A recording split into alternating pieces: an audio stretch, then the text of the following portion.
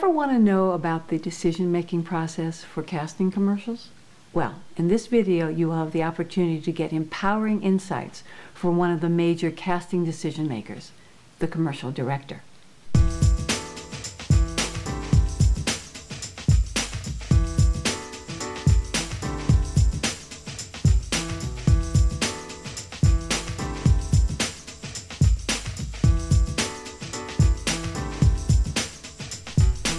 I have chosen to bring in Scott Young to provide you with information to help you do your best on your first call commercial auditions and the really important callback.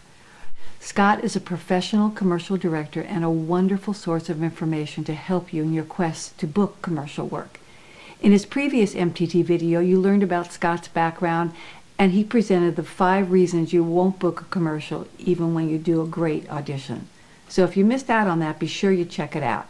First, let's learn about the commercial director's process. Once the job is awarded, the first thing you usually do is you do a creative call with the agency just to get back on board with where you're going with it. You send out a location scout, you're looking at pictures, you're hiring a casting director, you're getting the breakdown out via your casting director, so you have a conversation with them. After casting, you're looking at the first casting link along with the ad agency, and you're making your selections. You're looking at your locations or stages, and you're making your selections.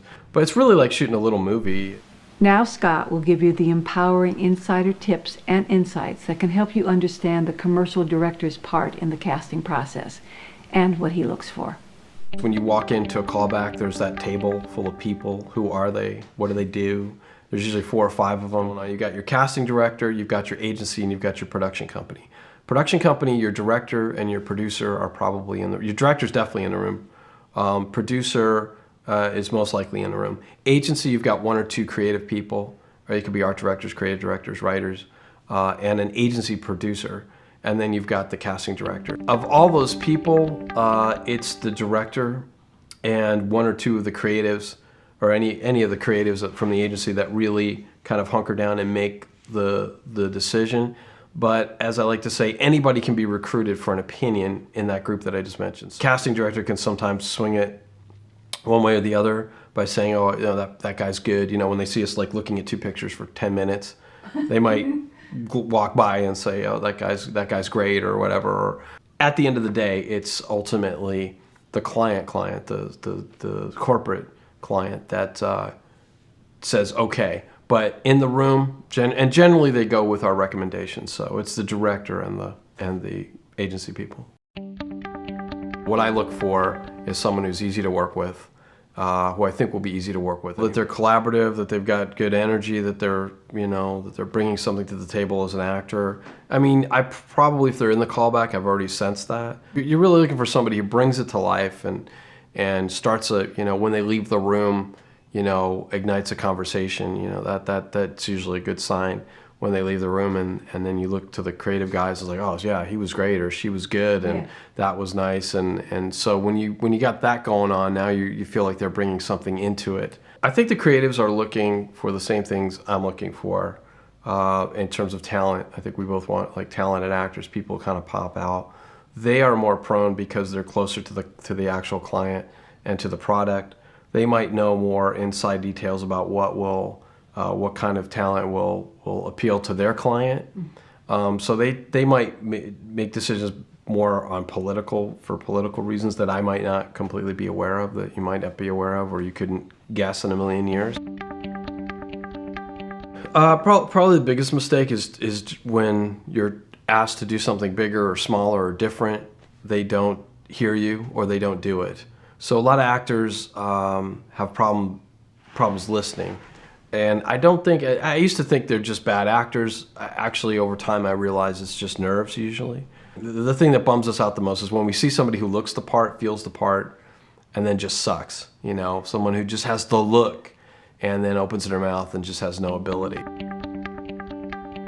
Be prepared, and then be prepared to just drop everything that you prepared. When you walk into the room, you're getting the last piece of the puzzle. You really have to have your ears open. You want to hear what the casting director or the director is saying, and that might that might be a piece of information like, oh, good, okay, I'll plug it into all these other things I had in mind. Or it might completely nuke all your prep and like, oh my God. Now, regardless of what it is, you wanna act like it's no big deal.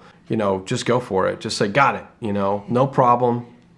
And that's probably the best is when actors just like, no problem, blah blah blah. Versus, are you sure? Or usually they don't say, are you sure? Usually they just question, oh, okay, because it says on here on blah blah blah. It doesn't matter. So as an actor, you want to be in that sort of collaborative state of mind.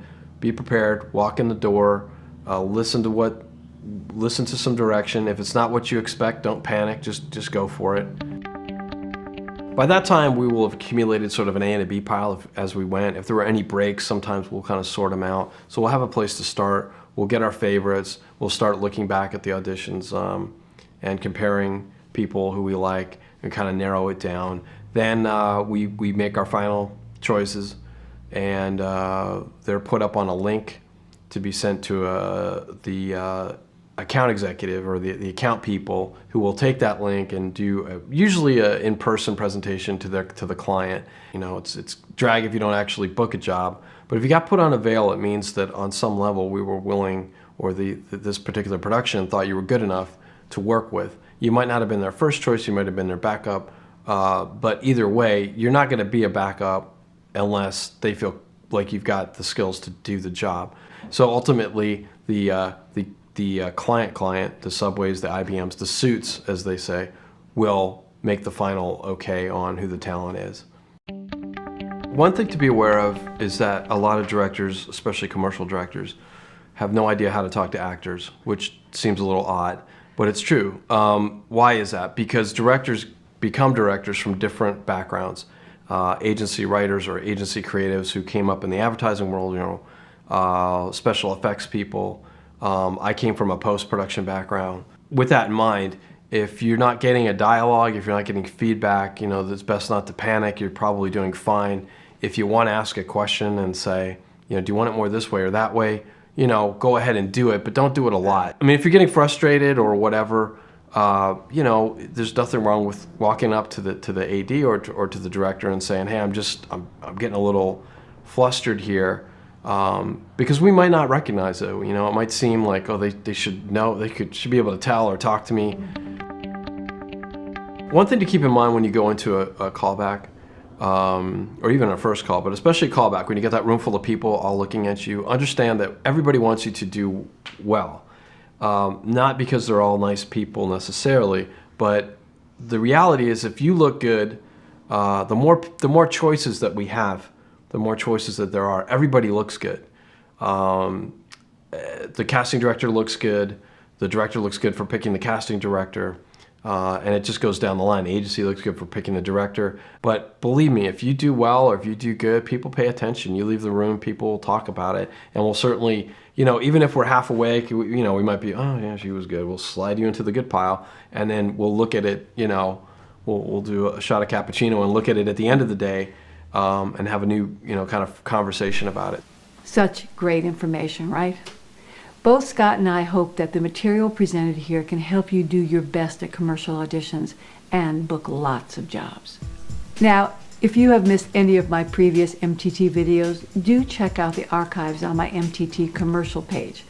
Also, for more on the craft and business of being a successful commercial actor, check out my CD program, Getting the Job, and my book, Hit the Ground Running. Be sure to watch the other videos of my MTT partners. I promise you that what you will learn from the training and videos on our site could make a big difference in your career.